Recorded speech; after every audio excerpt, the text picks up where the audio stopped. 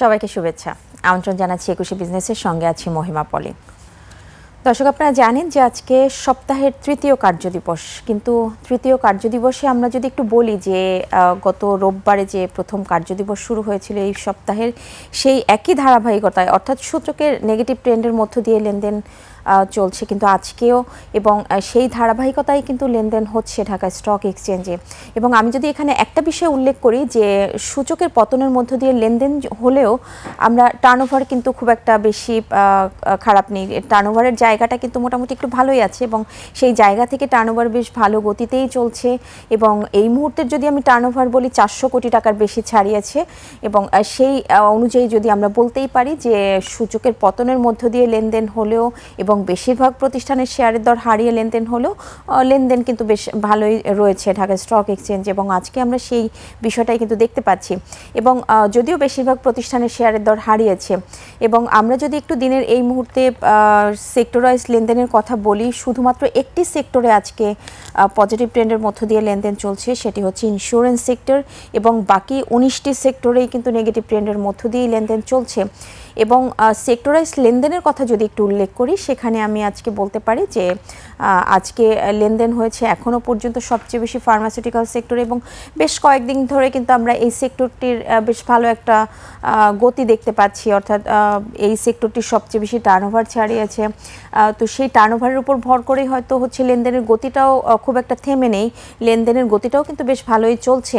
তো আমরা এই মুহূর্তে যেটা বলতে চাচ্ছিলাম যে ঢাকা স্টক এক্সচেঞ্জে আজকে সবচেয়ে বেশি টার্নওভার ছাড়িয়েছে ফার্মাসিউটিক্যাল সেক্টরে, এবং এই সেক্টরে লেনদেনের পরিমাণ 16.80%, এবং লেনদেনের পরিমাণ দাঁড়িয়েছে 70 কোটি টাকারও বেশি, যেখানে এই তালিকায় দ্বিতীয় অবস্থানে আমরা দেখতে পাচ্ছি ইঞ্জিনিয়ারিং সেক্টরকে, এবং এই সেক্টরটির এখনও পর্যন্ত লেনদেনের পরিমাণ ছাড়িয়েছে 58 কোটি টাকার বেশি, যা মোট লেনদেনের 13.67%। এবং ব্যাংকিং সেক্টরটা কিন্তু আজকে আমরা দেখতে পাচ্ছি এবং তৃতীয় অবস্থানে রয়েছে, এবং বেশ কিছু দিনের ব্যাংকিং সেক্টরের মুভমেন্টের পরে আমরা আবার গত কয়েকটা কার্যদিবস ধরে দেখতে পাচ্ছি যে এই সেক্টরটা কিছুটা পিছিয়ে পড়েছে, অর্থাৎ সেখানে ফার্মাসিউটিক্যাল সেক্টরের একটা আধিপত্য দেখা যাচ্ছে, ইঞ্জিনিয়ারিং সেক্টরটাও বেশ ভালো একটা গতি নিয়ে চলছে। তো ব্যাংকিং সেক্টরের কথা যেটা বলছিলাম যে এই সেক্টরটি আজকে লেনদেনের পরিমাণ ছাড়িয়েছে 52 কোটি টাকার বেশি, যেখানে মোট লেনদেনের 12.50%। তো চলুন আমরা আজকে শুরুতেই দেখে নেই যে সূচকের কি অবস্থান রয়েছে এই মুহূর্তে। আমরা যেমনটা বলছিলাম যে সূচকের পতনের মধ্য দিয়ে লেনদেন চলছে, এবং যেটা বলছিলাম যে 5300 পয়েন্টের কাছাকাছি ছিল এই ডিএসসির প্রধান সূচক, সেখান থেকে কিন্তু আমরা দেখতে পাচ্ছি যে 5187 পয়েন্টে সূচকের অবস্থান রয়েছে, 43 পয়েন্ট কমে লেনদেন হচ্ছে এখনও পর্যন্ত।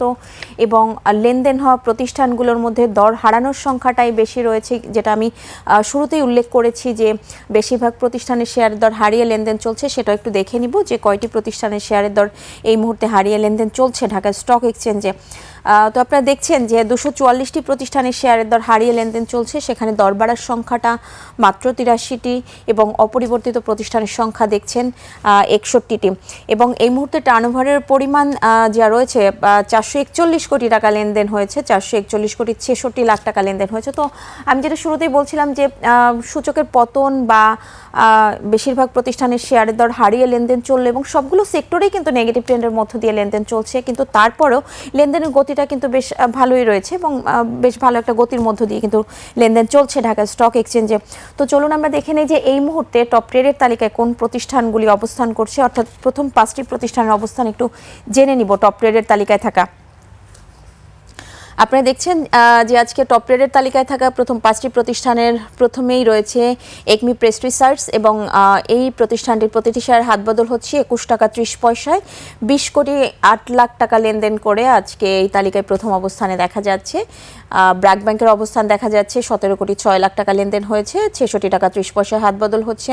ডোমিনেন্স স্টিল রয়েছে এই তালিকায় তৃতীয় অবস্থানে 12 কোটি 48 লাখ টাকা, প্রায় 12.5 কোটি টাকার মতো লেনদেন হয়েছে, এবং হাতবদল হচ্ছে 43 টাকা 20 পয়সায়। সেখানে স্যালভো রয়েছে চতুর্থ অবস্থানে, টেকনো ড্রাগের অবস্থান রয়েছে পঞ্চম অবস্থানে, এবং আমি দেখতে পাচ্ছেন যে 5টি প্রতিষ্ঠানের মধ্যে শুধুমাত্র ব্যাংকিং সেক্টরের এই ব্র্যাক ব্যাংকের নেগেটিভ ট্রেন্ডের মধ্য দিয়ে লেনদেন চলছে, যা গত কার্যদিবসের তুলনায় 1 টাকা 9 পয়সা দর হারিয়েছে, এবং বাকি 4টি প্রতিষ্ঠানে কিন্তু পজিটিভ ট্রেন্ডের মধ্য দিয়েই লেনদেন চলছে টপ ট্রেডের তালিকায় থাকা 5টি প্রতিষ্ঠানের। এবং এই মুহূর্তে যদি টপ গেইনার্সের তালিকাটা একটু দেখি, যে আপনারা দেখছেন যে ইঞ্জিনিয়ারিং সেক্টরে এই প্রতিষ্ঠানটি S Alam cold roll steel রয়েছে প্রথমেই, 2,11,00,000 টাকা লেনদেন হয়েছে, 17 টাকা 40 পয়সায় হাত বদল হচ্ছে। এবং আপনারা জানেন যে আজকে এই সেক্টরটিও কিন্তু ইঞ্জিনিয়ারিং সেক্টরটিও কিন্তু টার্নওভারে বেশ ভালো গতি রয়েছে এবং টার্নওভারের জায়গাটায় কিন্তু দ্বিতীয় অবস্থানে রয়েছে সেক্টর ওয়াইজ। তো সেখানে আমরা দেখতে পাচ্ছি একমি পেস্ট্রিসাইজ রয়েছে দ্বিতীয় অবস্থানে এবং 21 টাকা 30 পয়সা হাত বদল হচ্ছে।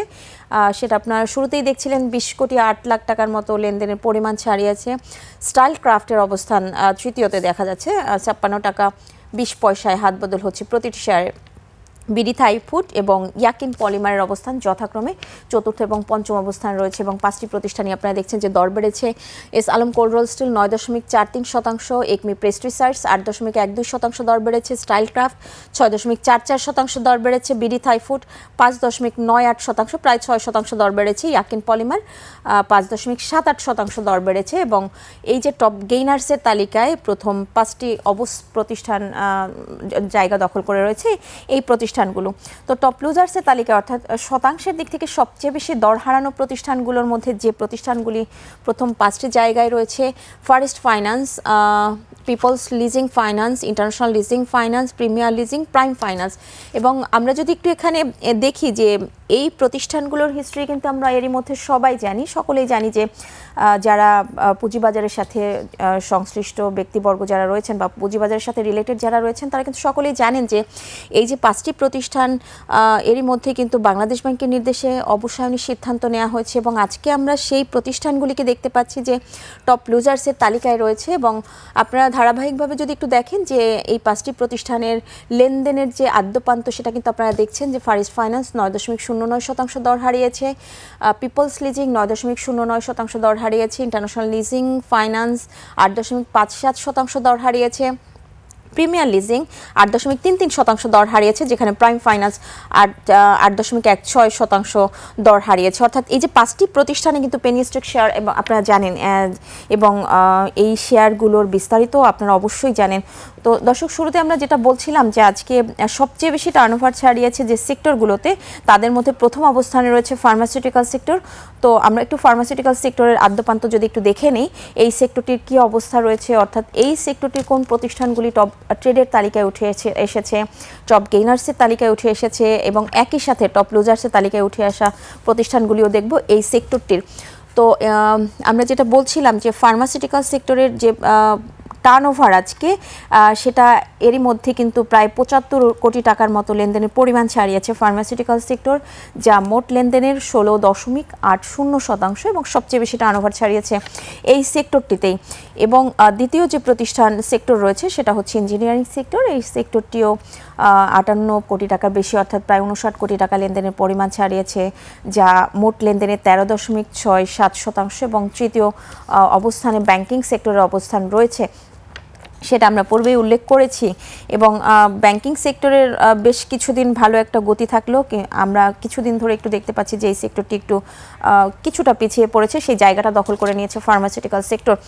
এবং আমরা যেটা বলছিলাম যে এই সেক্টরটি টপ ট্রেডের তালিকায় যে প্রতিষ্ঠানগুলি রয়েছে, অর্থাৎ প্রথম 5টি প্রতিষ্ঠান যেটা এই সেক্টরের তারা আজকে টপ ট্রেডের তালিকায় রয়েছে, তাদের মধ্যে একমি পেস্ট্রিসাইডস যা ওভারঅল মার্কেটে আজকে টপ ট্রেডের তালিকায় এই প্রতিষ্ঠানটি রয়েছে, টেকনো ড্রাগের অবস্থানও রয়েছে এই তালিকায় এবং 12 কোটি টাকা লেনদেন করেছে, এশিয়াটিক ল্যাবরেটরিজ 5,77,00,000 টাকা লেনদেন করেছে, স্কয়ার ফার্মা 5,36,00,000 টাকা লেনদেন করেছে, ওরিয়ন ইনফিউশন 4,66,00,000 টাকা লেনদেন করেছে। এবং বাকি যে ইনফরমেশন রয়েছে, যদি এর মধ্যে 3টি প্রতিষ্ঠানকে আপনারা দেখতে পাচ্ছেন যে দর হারিয়ে লেনদেন হচ্ছে গত কার্যদিবসের তুলনায়, সেটার নামও আপনারা দেখছেন এশিয়াটিক ল্যাবরেটরিজ, স্কয়ার ফার্মা এবং ওরিয়ন ইনফিউশন, এই 3টি প্রতিষ্ঠান গত কার্যদিবসের তুলনায় দর হারিয়েছে। সেটা যদি আমি একটু উল্লেখ করি, 20 পয়সা দর হারিয়েছে এশিয়াটিক ল্যাবরেটরিজ, স্কয়ার ফার্মা 1 টাকা 30 পয়সা এবং ওরিয়ন ইনফিউশন 4 টাকা 90 পয়সা, প্রায় 5 টাকার মতো কিন্তু দর হারিয়েছে গত কার্যদিবসের তুলনায়। এবং এই সেক্টরটির টপ গেইনার্সের তালিকায় থাকা প্রতিষ্ঠানগুলির মধ্যে যে প্রতিষ্ঠানগুলি রয়েছে সেটা আপনারা দেখছেন যে একমি প্রেস্টিসাইডস রয়েছে, গ্লোবাল হেভি কেমিক্যাল রয়েছে, দর বেড়েছে 2.65%, টেকনোড্রাগ 2.35% দর বেড়েছে, এমবি ফার্মা 2% দর বেড়েছে, যেখানে ম্যারিকো রয়েছে পঞ্চম অবস্থানে এবং 0.36% দর বেড়েছে। এবং একমি প্রেস্টিসাইডসের অবস্থান আপনারা দেখছেন যে প্রথম অবস্থানে রয়েছে এই সেক্টরটির 7.11% দর বেড়েছে। তো দর্শক, এই মুহূর্তে ঢাকা স্টক এক্সচেঞ্জের যে বিস্তারিত সেটা কিন্তু আপনারা দেখছিলেন এবং টপ লুজার্সের তালিকায় এই সেক্টরটির যে 5টি প্রতিষ্ঠান রয়েছে সেটাও যদি একটু বলে দেই, আমরা দেখতে পাচ্ছি যে JSRM রয়েছে, Renata, Navana Pharma, Orion infusion এবং অ্যাডভেন্ট ফার্মাও রয়েছে এই তালিকায়। তো দর্শক দেখছিলেন ঢাকা স্টক এক্সচেঞ্জের এই মুহূর্তে লেনদেনের আদ্যপান্ত। নিচ্ছে একটা বিরতি, ফিরছি একটু পরেই, সঙ্গেই থাকুন।